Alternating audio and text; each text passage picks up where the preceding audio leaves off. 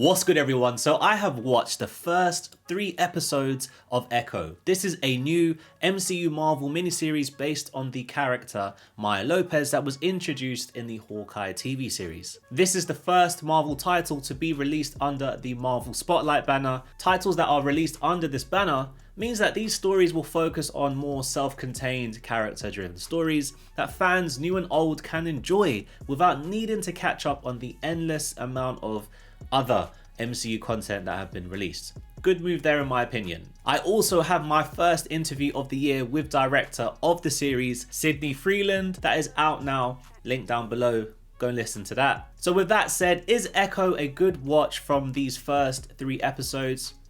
Let's get into my spoiler-free review. So Echo is a gritty, grounded 5-episode series that is a self-contained story that follows Maya's pursuit of power and revenge. The story of Echo follows Maya's dramatic introduction from the 2021 series Hawkeye, in which she ultimately finds herself to face with D'Onofrio's Kingpin. Now, before her debut in Hawkeye, I'll admit I did not know anything about Maya Lopez. So when they announced an entire MCU series centered around her character, my interest was piqued. In the comics, Maya Lopez is portrayed as the adopted daughter of Kingpin, representing one of the few deaf characters in Marvel Comics. She's Native American and possesses abilities akin to Taskmaster, with photographic reflexes that allow her to replicate other movements flawlessly. Additionally, she's adept at lip reading even from a distance. The series Echo has made alterations to Maya's character, including her powers and how she attains them within the show.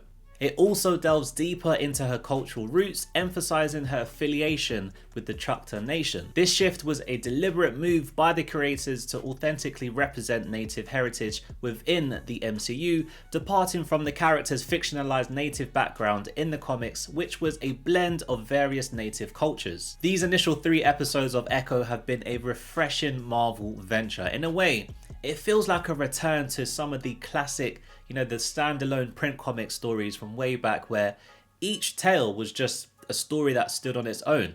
And while yes, I adore the interconnected MCU stories and the endless amounts of end credit teasers, experiencing a self-contained MCU narrative like this is welcomed. My experience with most Disney Plus MCU shows have been a bit mixed. Many start strong but tend to lose steam as they progress, and they ultimately fizz out by the last episode. Echo has begun on a positive note, and I'm hopeful it maintains the momentum throughout these last 2 episodes. So far, Echo has proven to be quite engaging in these first 3 episodes. The first episode serves as a detailed introduction, or a reintroduction if you watched Hawkeye, to Maya Lopez, offering a swift recap of the events from Hawkeye from different viewpoints before delving into the core storyline.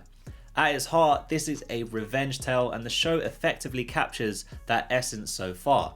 The stellar performances across the board from all cast members, notably by Vincent D'Onofrio as Kingpin and Alaqua Cox as Maya Lopez, truly anchor the narrative, with Cox's casting for me standing out as a brilliant choice from Marvel. The series brilliantly incorporates Maya's identity, discovery, and the exploration of her family's connections, shedding light on her ties to Kingpin and her Native American heritage. Cultural elements ooze throughout the show, evident in the meticulous attention given to the score, clothing, set design, and much more. And these meticulous details elevate the series beyond a typical comic book adaptation, adding depth and richness to the storyline.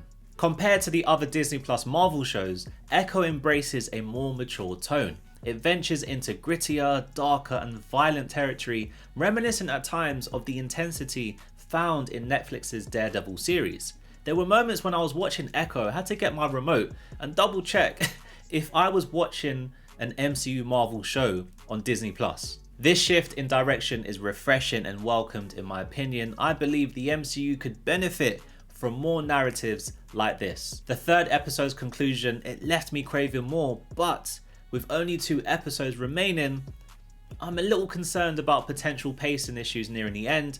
I hope I'm wrong, and I hope that's not the case, but with that said, I wish there was like maybe 8 to 10 episodes in this series rather than 5. I feel that there is so much more to explore in this story. So with everything that I've mentioned, Echo is a pleasant addition so far to the MCU. Anticipation is building for what seems like a big, impactful final episodes. With that said, I hope it doesn't suffer from pacing problems as it reaches its climax, trying to pack everything in too quickly. It's encouraging to see Marvel with grounded shows like Echo, and it's amping my excitement for the upcoming Daredevil series. I cannot wait for that. Based on the initial 3 episodes and everything that I've said, I rate Echo so far at a Lowery 3 out of 5 stars, although this is subject to change depending on how the series concludes. Thank you very much for watching this review. If you've watched this show, let me know down below in the comments your thoughts on it.